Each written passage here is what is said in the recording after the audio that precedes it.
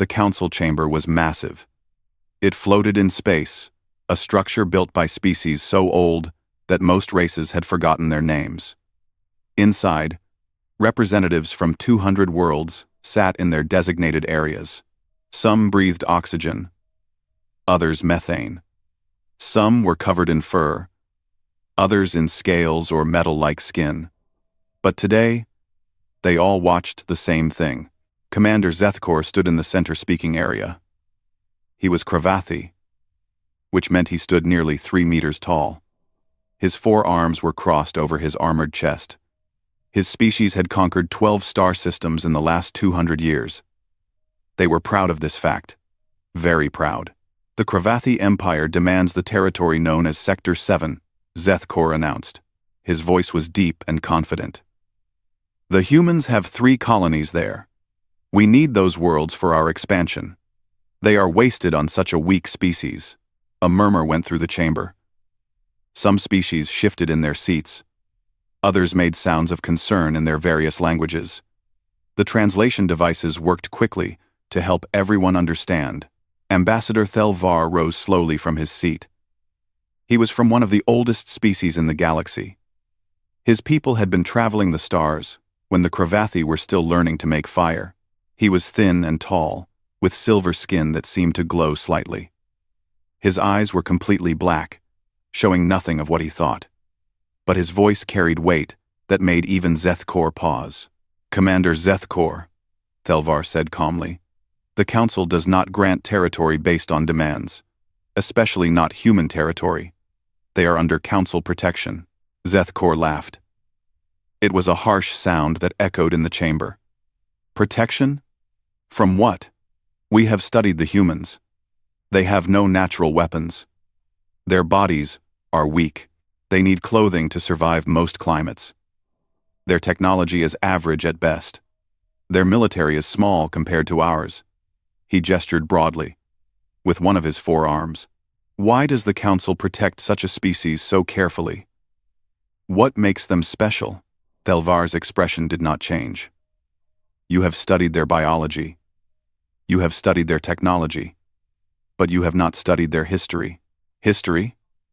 Zethkor's tone was mocking now. What does history matter? We live in the present. History, Thelvar continued, is how you understand a species. Humans come from what we classify as a Class 12 Death World. Do you know what that means? Zethkor waved a hand dismissively. It means their home planet is dangerous.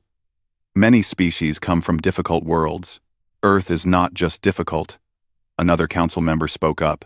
This was Ambassador Yril, whose species valued caution above all else. It has weather that can destroy cities, animals that hunt in packs and alone, diseases that evolve faster than most species can track, gravity that would crush many races here. And humans survived all of it, with no natural armor, no venom, no enhanced strength. They survived by being clever, Zethkor said. That does not make them dangerous to us. Thelvar stepped forward slightly. The lighting in the chamber seemed to focus on him. Commander, I will be very clear. Humanity is under Council protection for a reason. They are a Death World species. They do not break when pressured. They adapt. They learn. They endure. If you attack them, you attack alone. The Council will not help you. The Council will not intervene. Zethkor looked around the chamber. Many species were nodding in agreement with Thelvar. This annoyed him greatly. The Council overprotects them because they are your pet project. You guide them like children. But they are adults now, and they take up space that stronger species need. We protect them, Thelvar said, and his voice carried something that might have been sadness, because we know what happens when someone makes them angry. We have seen it in their own history. They have fought wars against themselves that lasted generations. They have created weapons that could destroy their own planet. And yet, they survive. They always survive. Then they should understand that surrender is sometimes necessary, Zethkor replied. We will take Sector 7. If they resist, they will learn that the Kravathi Empire does not accept defiance. The chamber was silent for a long moment. Then Thelvar spoke one more time. Commander Zethkor, I will say this once more, and I suggest you remember it. Do not attack humanity. They are not what you think they are. This is not political posturing. This is not us protecting a favored species. This is a genuine warning. If you attack them, you will regret it. Zethkor turned and walked toward the exit. The Kravathi Empire does not take orders from a council that has grown soft. We will do what is necessary for our people. 3 days later, the Kravathi fleet arrived at New Jeju. It was a farming colony, home to 60,000 humans. The planet was beautiful, with golden fields and blue rivers. The colonists had built their settlements to blend with the natural landscape. From space, it looked peaceful and undefended. The defense coordinator for New Jeju was a woman named Minseo Park. She was in the command center when the sensors picked up the incoming fleet. 40 Kravathi warships, moving in formation. They were not hiding their approach. Get me a channel to the Kravathi commander, Minseo ordered. Her voice was calm, but her hands were already moving across the control panels. She was activating emergency protocols even as she spoke. The face of a Kravathi officer appeared on the screen. I am Sub-Commander Thalvor. You will surrender your colony to the Kravathi Empire. We claim this world by right of strength. This colony is protected by the Galaxy Council and by human law, Minseo said.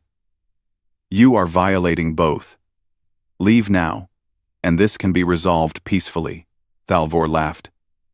You have no weapons that can harm us. You have no ships that can match ours. Surrender, and your people will be treated fairly under Kravathi rule. Minseo took a deep breath. She pressed a series of commands on her console. A message began transmitting on all emergency channels. It would reach the nearest human military base in 6 hours. It would reach Earth in 2 days. I'm afraid I cannot do that, she said. Then you choose the hard way, Thalvor replied. The transmission cut off. The Kravathi ships opened fire. Not on the settlements, not yet. They targeted the communications array first. The dishes exploded in bright flashes. Then they targeted the power stations. The colony went dark except for emergency systems. Minseo watched it happen. Her message had gotten out just in time. Now she had to keep her people alive until help arrived. She activated the colony-wide announcement system, which ran on backup power. This is Defense Coordinator Park. The colony is under attack. Initiate Survival Protocol 7. I repeat. Survival Protocol 7. Stay in your homes. Stay away from windows. Help is coming. Outside, the Kravathi troop carriers began their descent. Thousands of soldiers, ready to occupy a defenseless farming colony. They expected an easy victory. They expected gratitude. Even, many conquered species eventually thanked the Kravathi for bringing them into their empire. What they did not expect was that in 6 hours, a human military fleet would receive Minseo's message.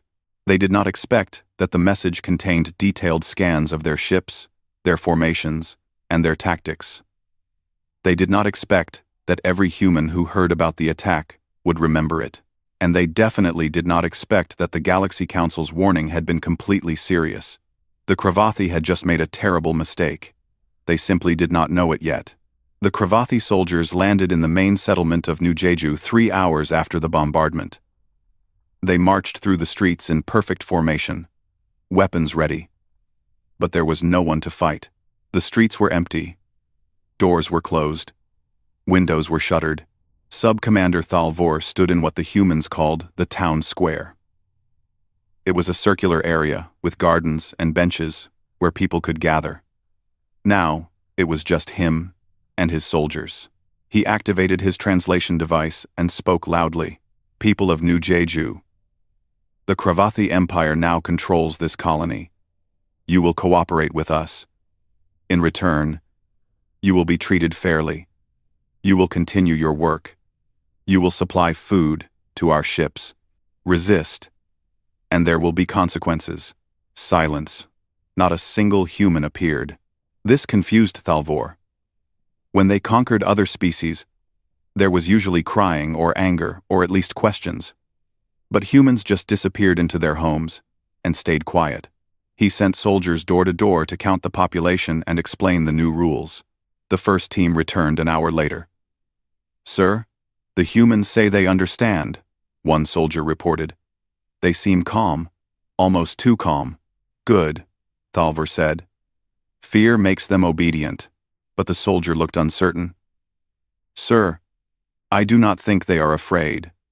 They look at us like they are waiting for something." The next day, problems began. Small problems at first. The water treatment facility stopped working. When Cravathi engineers examined it, they found that key components had been removed, not broken or destroyed, just gone. Then the farming equipment started failing. Tractors would not start. Irrigation systems leaked. Harvesting machines made strange noises and shut down. Every single piece of equipment had some issue. Thalvor ordered humans to fix the problems. They tried, or at least they seemed to try. But repairs took a long time.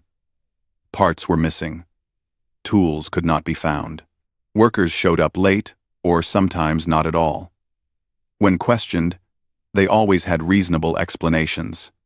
Someone was sick, someone had to care for children, someone misunderstood the schedule.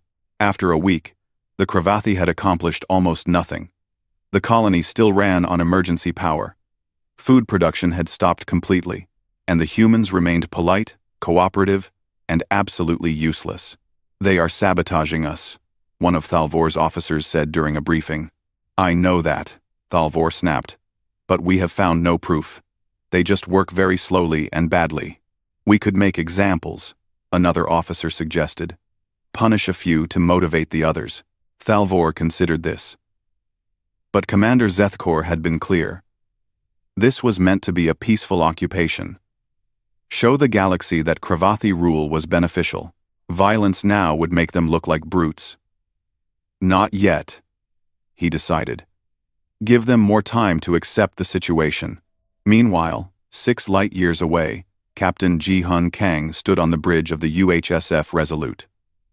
The Resolute was a heavy cruiser, built for long missions and hard fights. It was not the newest ship in the fleet, but it was reliable. And right now, Captain Kang was reading Min Seo Park's distress signal for the 5th time. "They attacked a farming colony," his first officer said quietly. The first officer was a woman named Sarah Chen. She had served with Kang for 8 years. 60,000 civilians. No military presence at all. Kreese. Kang nodded slowly. His face showed no emotion, but his hands gripped the edge of his command chair tightly. "How long until the 3rd Fleet is assembled?" 48 hours, sir. We are pulling ships from patrol routes and training exercises." "Not fast enough," Kang said, "but it will have to do. Make sure every ship receives the tactical data from New Jeju. I want to know everything about those Cravathi vessels." On Earth, in the capital city of Geneva, the human government held an emergency session. President Maria Santos stood before the assembled representatives from every human colony and territory. The room was packed. Everyone wanted to speak. "Order!" President Santos called out. "We need order. I know everyone is angry. I am angry too. But we must think clearly." A representative from Mars stood up. "They attacked civilians without warning. This is an act of war. We must respond immediately." "We are responding," Santos said. "The 3rd Fleet is already moving. But we must also think beyond the immediate crisis. The Cravathi Empire is large. They have more ships than we do. This will not be a short conflict." "Then we fight a long conflict," another representative said. This one was from Titan. "They need to learn that humans do not surrender our people." Ambassador Yuki Tanaka, who represented humanity on the Galaxy Council, spoke up. I have received communication from Ambassador Thelvar. The Council held an emergency session 6 hours ago. They voted unanimously not to intervene in this conflict. The Cravathi were warned. And they attacked anyway. So we are alone? Someone asked. No. Tanaka said. We are not alone. The Council is not helping the Cravathi either. And Thelvar sent a personal message. She pulled up a screen and read from it. He says, and I quote, "We warned them. They did not listen. Now humanity will respond as humans do. We will observe. We will remember. And we will update our records accordingly." President Santos understood. The Council was giving humanity permission to handle this situation however they needed to. There would be no political consequences. No sanctions. No pressure to make peace before they were ready. Then we are agreed, Santos said. The Cravathi attacked our people. We will rescue our people. And we will make sure the Cravathi regret their decision. The vote was unanimous. Back on the Cravathi homeworld, Commander Zethkor received the report from New Jeju. The occupation was not going well. The humans were not fighting. But they were not cooperating either. And now his scouts reported human military ships moving toward the colony. Zethkor called a meeting with the Council of Elders. They were the leaders of the Cravathi Empire, old warriors who had won their positions through strength and wisdom. They listened to his report in silence. The humans are sending ships, Zethkor explained. A small fleet, perhaps 20 vessels. Nothing we cannot handle. And the Galaxy Council? One of the elders asked. They will do nothing.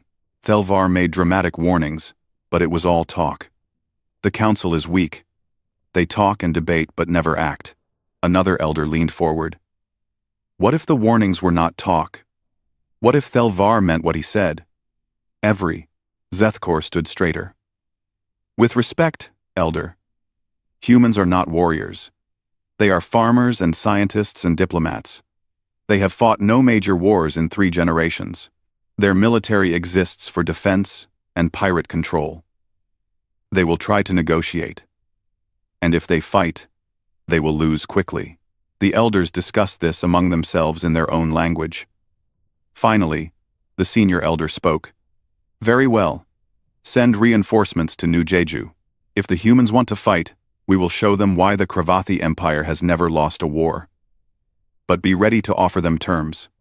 We want their territory, not endless conflict. Zethkor bowed his head in respect. It will be done, elders. As he left the council chamber, Zethkor felt confident. The humans would arrive at New Jeju in 2 days. His reinforcements would be there in 1. The humans would see they were outnumbered and outgunned. They would negotiate, and the Cravathi Empire would gain 3 valuable colony worlds without much effort. He did not know that on the Resolute, Captain Kang was studying Cravathi tactics. He did not know that human strategists were analyzing every battle the Cravathi had ever fought. He did not know that the entire human military was shifting to a war footing for the first time in decades. And he definitely did not know that humans had learned, through thousands of years of fighting each other, how to win wars against enemies who were stronger, faster, and better armed. The Cravathi thought this would be easy. They thought humans would be like the other species they had conquered, weak-willed, quick to surrender. They were about to learn that humans were nothing like the other species, and the lesson was going to be painful. The human fleet dropped out of faster-than-light travel at the edge of the New Jeju system. 23 ships in total. Cruisers, destroyers, and support vessels. On paper, they were outnumbered. The Cravathi had 40 warships now, after reinforcements arrived. Bigger ships, more weapons. On the bridge of the Resolute, Captain Kang watched the sensor displays. He could see every Cravathi ship. They were arranged in a standard defensive formation around the planet. Textbook, military positioning, strong and intimidating. They want us to see them, Sarah Chen said. They are trying to make us afraid. It is working a little, Kang admitted. But fear is useful. It makes you careful. He opened a channel to all human ships, all vessels. This is Kang. Initiate evacuation protocol. Defensive positions only. Do not fire unless fired upon. Sub-Commander Thalvor watched the human ships approach. They were moving slowly, cautiously. Good. They understood. They were outmatched. He opened a communication channel. Human vessels, this is Sub-Commander Thalvor of the Kravathi Empire. You are outnumbered and outgunned. Turn back now, or we will destroy you. Kang's face appeared on Thalvor's screen. The human looked calm, almost tired. Sub-Commander, we are here to evacuate our civilians. Allow us to do so, and we will discuss terms afterward. Right. Thalvor was surprised. The human was not demanding surrender or making threats. He was asking permission. This seemed weak. You want to abandon your colony? We want our people safe. Kang said simply. Let us take them. And no one needs to die today. Thalvor considered this. He sent a quick message to Commander Zethkor, who was now in the system aboard his flagship. The reply came back quickly. Let them evacuate. It shows weakness. Once their people are safe, they will have nothing to fight for. Very well, Thalvor said. You may approach the planet, but if any ship powers weapons, we will fire on all of you. Understood, Kang said. The human fleet moved into orbit. Transport ships descended to the surface. And this was when Thalvor began to understand something was wrong. The Kravathi started targeting the transports with weapon locks, standard intimidation. But the human warships immediately moved to block the targeting solutions. They put themselves between the transports and the Kravathi guns. They are shielding their transports with military vessels, one of Thalvor's officers said. They sacrifice tactical advantage to protect civilians. It is foolish, Thalvor replied, but he felt uncertain. Why would military ships risk themselves for non-combatants? It made no strategic sense. On the surface, Minseo Park stood in the town square as the first human transport landed. Marines came out first, weapons ready, scanning for threats. Then civilian evacuation teams. They were efficient and organized. A young Marine approached her. Ma'am, we need to get you on the first transport. Command wants you debriefed immediately. Minseo shook her head. I leave with the last group, not before. Ma'am, that's not. Those are my people, Minseo said firmly. I stay until they are all safe. The Marine looked at her for a moment, then nodded. Yes, ma'am. We will keep you safe. The evacuation took 14 hours. The Kravathi watched, but did not interfere. They saw thousands of humans boarding transports, leaving their homes behind, leaving their colony behind. Commander Zethkor sent a message to the elders. The humans are retreating. The colony is ours. Victory achieved with minimal conflict. But when the last transport lifted off, when the last civilian was in orbit, something changed. Captain Kang appeared on every Kravathi screen simultaneously. Every ship, every communication device on the planet's surface. Attention Kravathi forces. All civilians are now clear. You have 15 minutes to evacuate New Jeju. After that, we will retake our colony. Thalvor laughed. You have no civilians to protect now. Kang's expression did not change. You attacked our people without warning. You occupied our colony. You ignored the Galaxy Council's protection. We gave you a chance to leave. Now we give you 15 minutes. The transmission ended.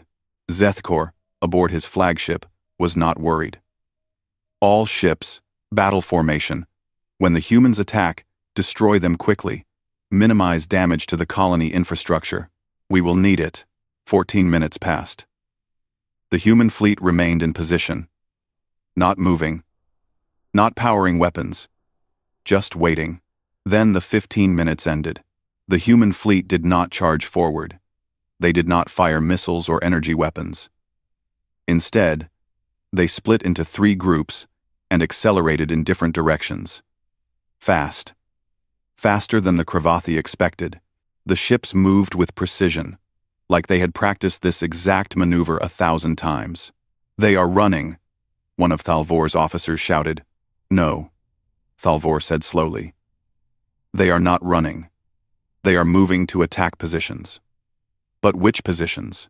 That was when the first Cravathi supply ship exploded. It was at the edge of the system, far from the main battle.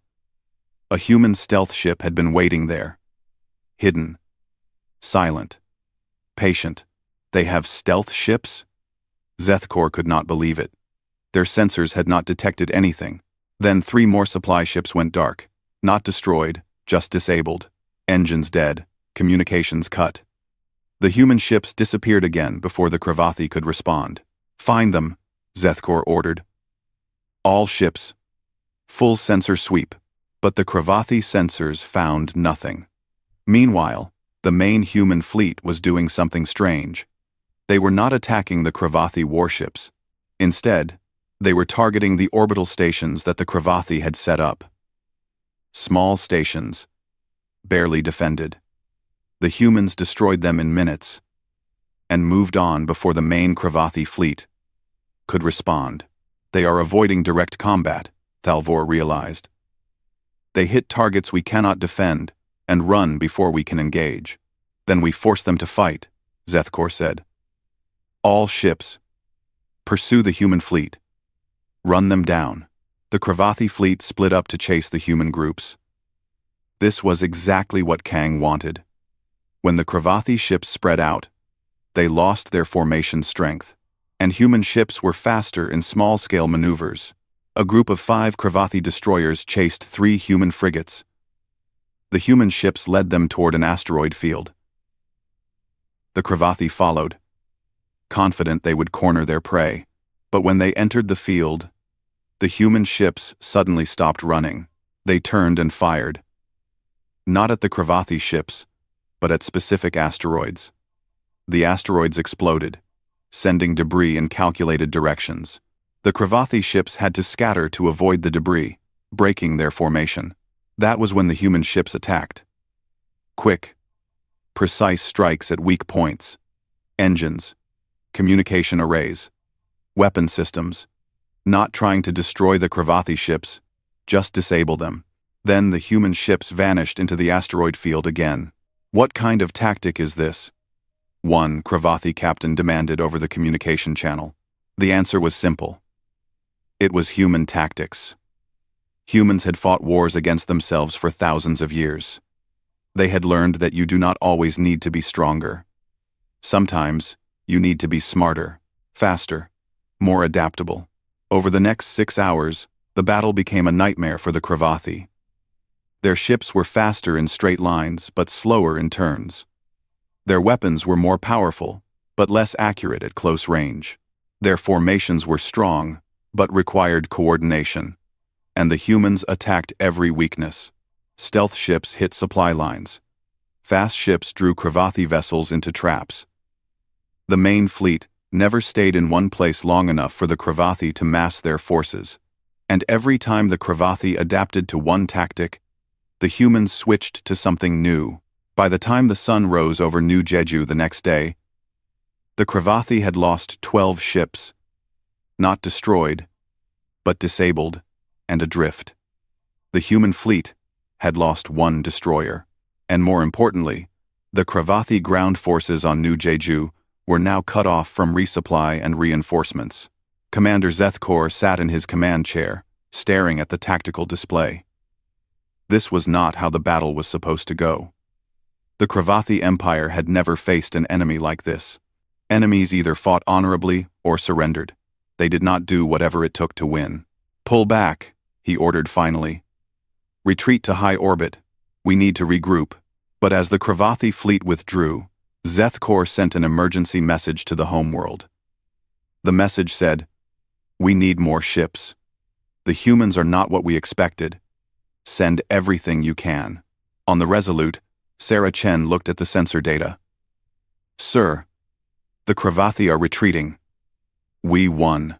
"No," Kang said quietly. "We won this battle. The war just started, and they will come back with more ships. He looked at his crew. Good work, everyone. But prepare for the next fight. It will be harder. In the Galaxy Council chambers, Ambassador Thelvar watched the battle reports. Another council member approached him. Should we intervene? The council member asked. No, Thelvar said. We warned the Cravathi. They chose not to listen. Now they learn what it means to fight a species that survived a death world. He paused. I do not think they will listen to warnings anymore. But they will. Humans are very good teachers when they need to be. 3 weeks. That was how long the war lasted, before everything changed.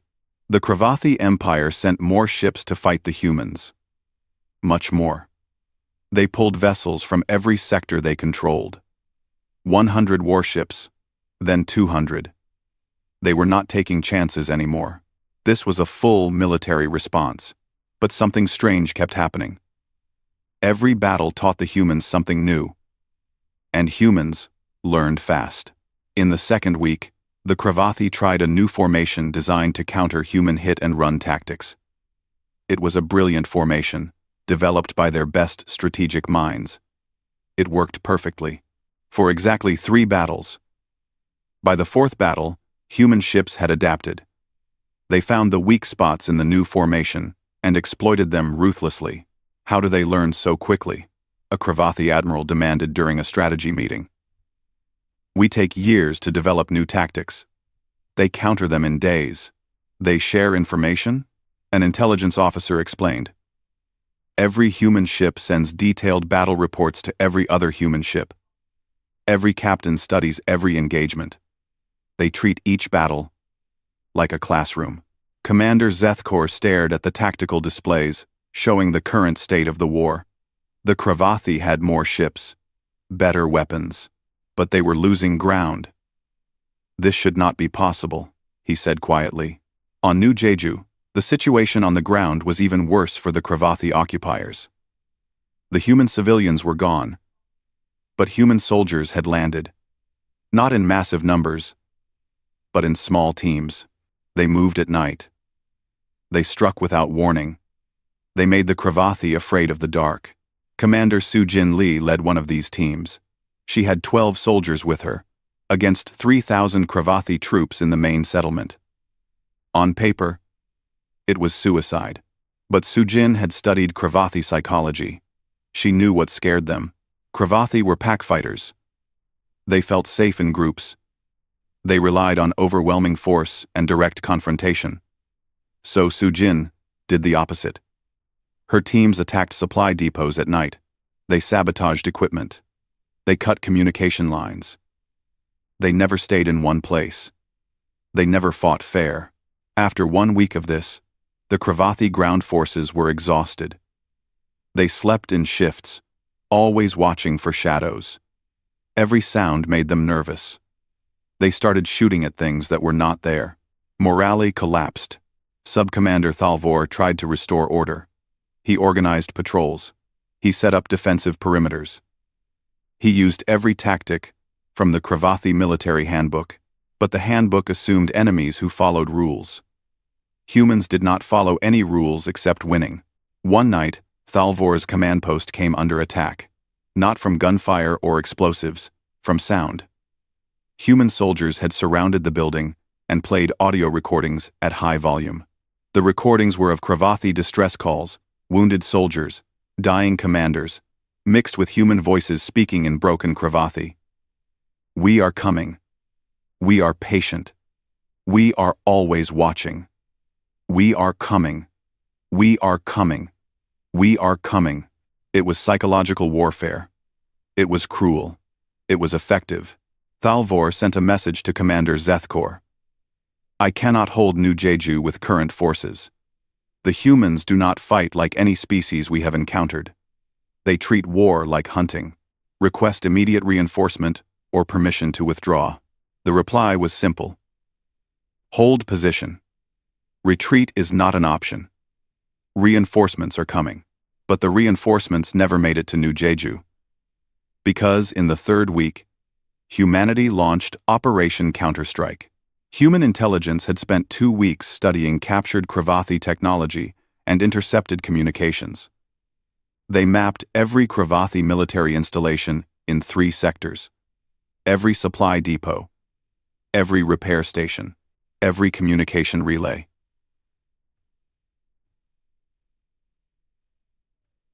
Everything. And then, on the same day, at the same hour, human fleets attacked all of them. Simultaneously. Not the Kravathi homeworld. Humans were not conquerors. They did not want Kravathi territory, but they wanted the Kravathi military eliminated as a threat.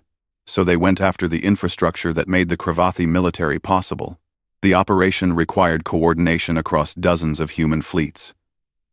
It required precise timing.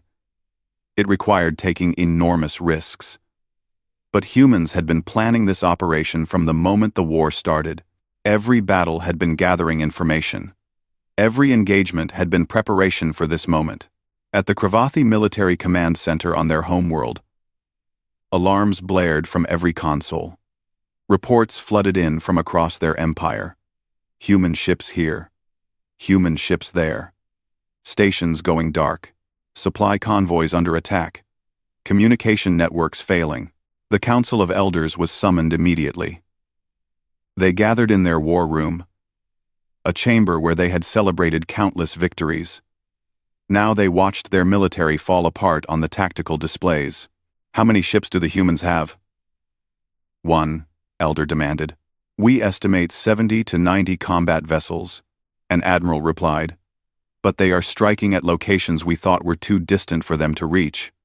They must have been positioning ships for weeks. And our forces? Scattered. Chasing human fleets across multiple systems. We have more ships, but they are not where we need them. The senior elder stood slowly. He was old, even for a Kravathi. He had led the empire through 3 successful wars, but he had never seen anything like this. How long can our military function without the installations they are targeting? Go. The admiral hesitated. Days, perhaps. Without repair stations, damaged ships cannot be fixed. Without supply depots, ships run out of fuel and ammunition.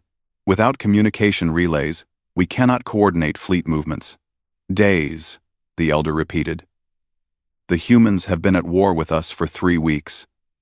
And in 3 weeks, they have learned enough to dismantle a military that took us 2 centuries to build. Another elder spoke up. We still have the advantage in numbers.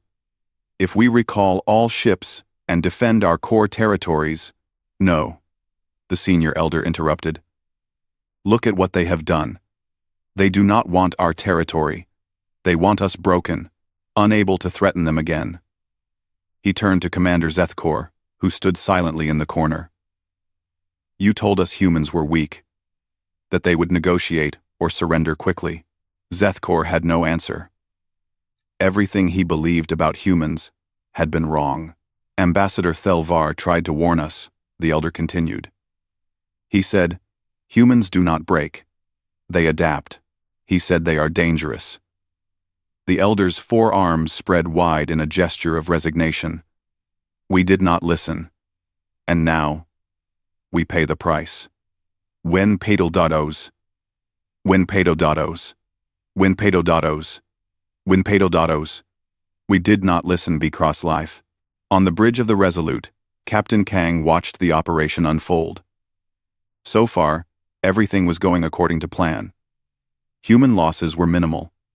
Kravathi military capability was dropping by the hour. Sarah Chen approached him. Sir, we are receiving a transmission. It is from the Kravathi homeworld. They want to discuss terms. Kang nodded slowly. Already? I thought they would fight longer. They understand what we are doing, Sarah said. Every hour they wait, they lose more infrastructure. Eventually, they will have nothing left to negotiate with. Connect me to the human diplomatic team on Earth, Kang ordered. This is not a military decision anymore. Hours later, a secure channel opened between Earth and the Kravathi homeworld. President Santos appeared on one screen. The Cravathi Council of Elders on another. "We wish to discuss ceasefire terms," the senior elder said. There was no arrogance in his voice now. Just exhaustion.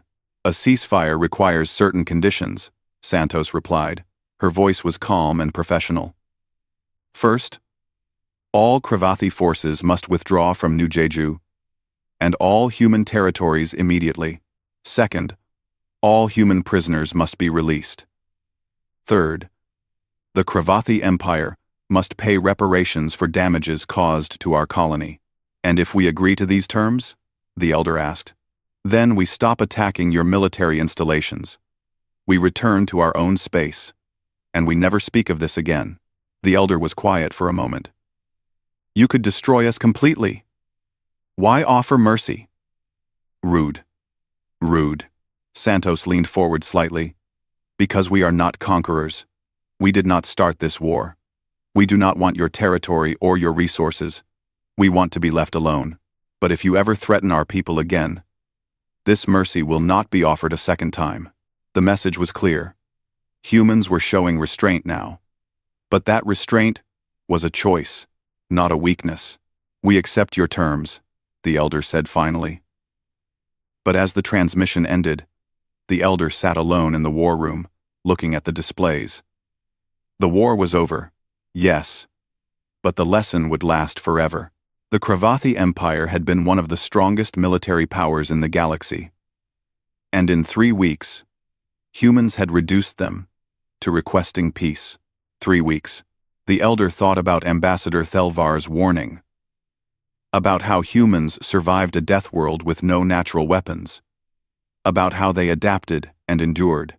The warning had not been about human technology or human numbers. It had been about human nature. Humans did not fight like other species. They fought to win. They learned from every mistake. They adapted to every challenge. And most importantly, they did not stop until the threat was eliminated. The Cravathi had learned this lesson. But the price had been their military, their pride, and their reputation.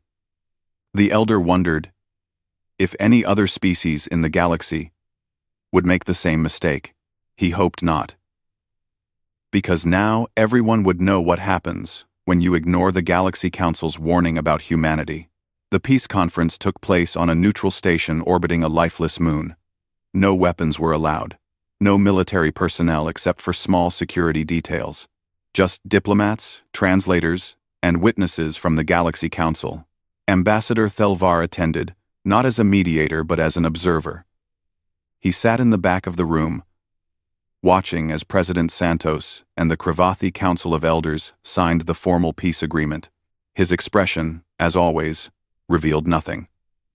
But inside, he felt something close to sadness. The terms were clear. The Cravathi Empire would withdraw from all human territories. They would release all prisoners without exception. They would pay reparations totaling 5 billion galactic credits for the damage to New Jeju and the loss of life. They would also reduce their military by 50% over the next 10 years, with Galaxy Council observers monitoring compliance. But the final term was the most significant.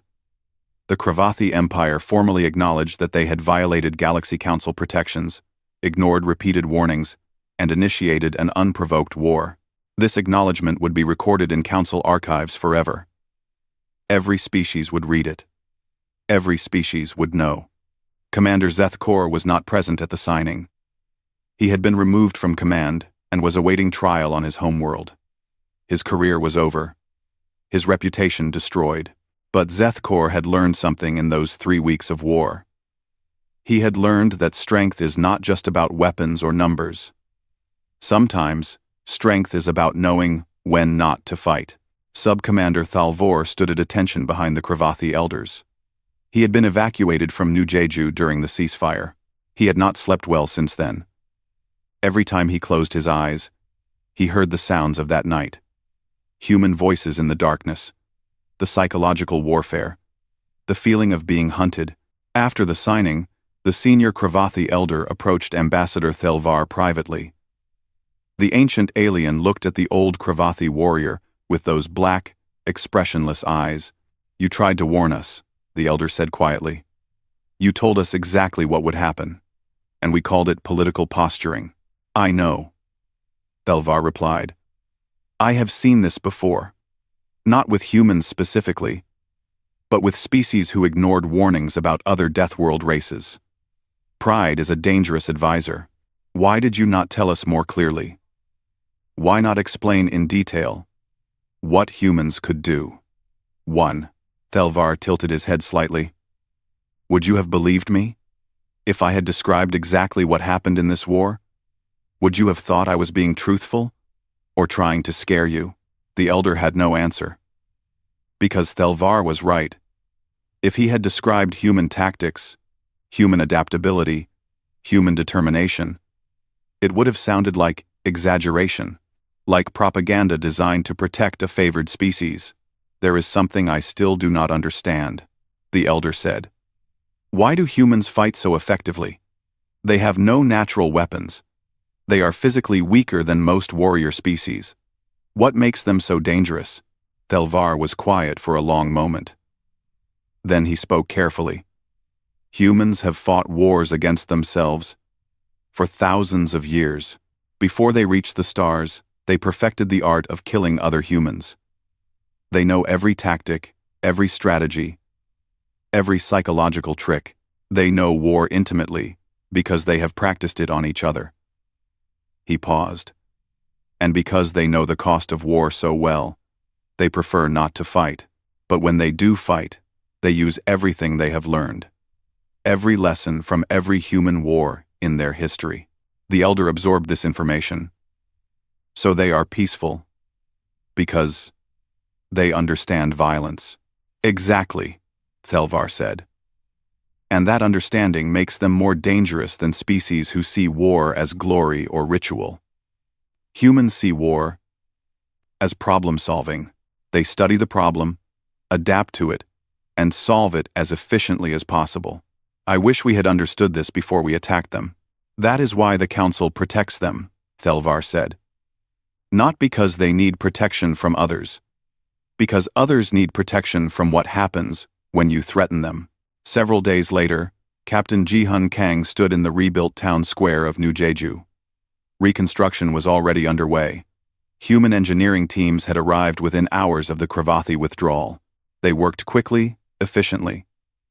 Within a month, the colony would be functional again. Within a year, it would be better than before.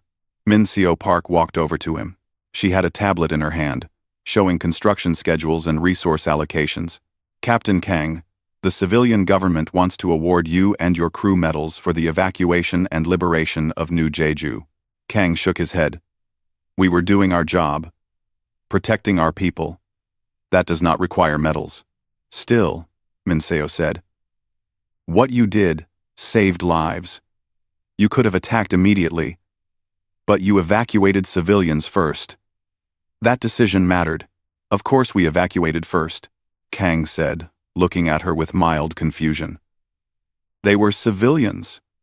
They were what we were fighting for. What kind of military would we be if we risked the people we are supposed to protect?" Min Seo smiled slightly. The Kravathi did not understand that. They thought protecting civilians was a weakness. "Then they do not understand humans at all," Kang replied. "We fight to protect, not to conquer. There is a difference." Across the galaxy, news of the war spread quickly. Every species heard the story. The Kravathi Empire, a major military power, had attacked a human colony. The Galaxy Council had warned them not to. They attacked anyway, and in 3 weeks, humanity had dismantled the Kravathi military machine. 3 weeks. Some wars lasted years. This one lasted 3 weeks. In council chambers, on trade stations, in diplomatic meetings, species talked about what happened. And slowly, a phrase began circulating in various languages. When translated to human languages, it came out as, "Do not anger the Deathworlders." Some aggressive species that had been planning expansion into human space quietly canceled those plans. Some pirates who operated near human shipping lanes found new territories. Some political groups that had questioned whether humans deserved council protection suddenly had no more questions, and the Galaxy Council updated their official records. Next to humanity's entry, they added new classifications: warning level, maximum, threat assessment, extreme, if provoked, recommended action, diplomatic engagement only, military engagement strongly discouraged. Ambassador Thelvar reviewed these updates personally. He added one final note to the record: humanity is a death world species that has fought itself for millennia. They understand war better than most species. They prefer peace. But if forced to fight, they will use every tactic, every strategy, every lesson from their violent history. They adapt quickly. They learn constantly. They do not surrender easily. They protect their people above all else. Approach with respect and honesty, never with threats. 1 year later, at a Galaxy Council session, a young species requested permission to establish trade relations with humanity. The request was approved unanimously, but before the young species left, Ambassador Thelvar approached their representative. "A word of advice," Thelvar said. "Humans are excellent trade partners. They are honest, creative, and reliable. But if you ever have a dispute with them, resolve it through words and negotiation, never through threats or violence." "Why?" the young representative asked. "Are humans really as dangerous as the stories say?" Thelvar gestured to a datapad showing the historical record of the Cravathi War. "This is not a story. This is what happens when someone ignores warnings about humanity. The Cravathi were a powerful empire. Now, they are a diminished power that will take generations to recover. And the humans did this not because they wanted to, but because they had no choice." The representative read the report, eyes widening. 3 weeks? 3 weeks. Thelvar confirmed. "Remember this when you negotiate with them. Treat them with respect. Honor your agreements. And never, ever make them feel threatened." On Earth, in a small apartment in Seoul, Min Seo Park sat with her family. She had returned from New Jeju for a brief visit before going back to resume her duties as defense coordinator. Her daughter, who was 7 years old, asked her about the war. "Mom, why did the aliens attack us?" Min Seo thought about how to answer. "They thought we were weak. They thought we would not fight back. But we did fight back? Yes. We did what we had to do to protect our people." "Are the aliens sorry they attacked us?" Min Seo smiled sadly. "I think so, honey. I think they are very sorry." Her daughter was quiet for a moment. "Will other aliens try to attack us?" "I do not think so," Min Seo said. "Because now they all know what happens when you attack humans. We do not start fights, but we finish them." This was the lesson that spread across the galaxy. Humanity was not aggressive. They did not seek conquest. They preferred trade, diplomacy, and peaceful cooperation. But if you threatened them, if you attacked their people, if you ignored the warnings about what they could do, then you would learn. You would learn that humans came from a world that tried to kill them every day. You would learn that they survived through adaptation and determination. You would learn that they had fought wars against themselves and knew every trick, every tactic, every strategy. You would learn that they protected their own above everything else. You would learn that they did not break easily. You would learn that they remembered every lesson from every fight. And most importantly, you would learn that when the Galaxy Council warned you about something, they were not making political statements. They were trying to help you avoid a terrible mistake. The Cravathi had learned this lesson. They had paid for it with their military strength, their reputation, and their pride. The lesson had cost them everything. And now, across the galaxy, every species knew one simple truth. Do not ignore the Galaxy Council's warning about humanity, because if you do, humanity will make you pay.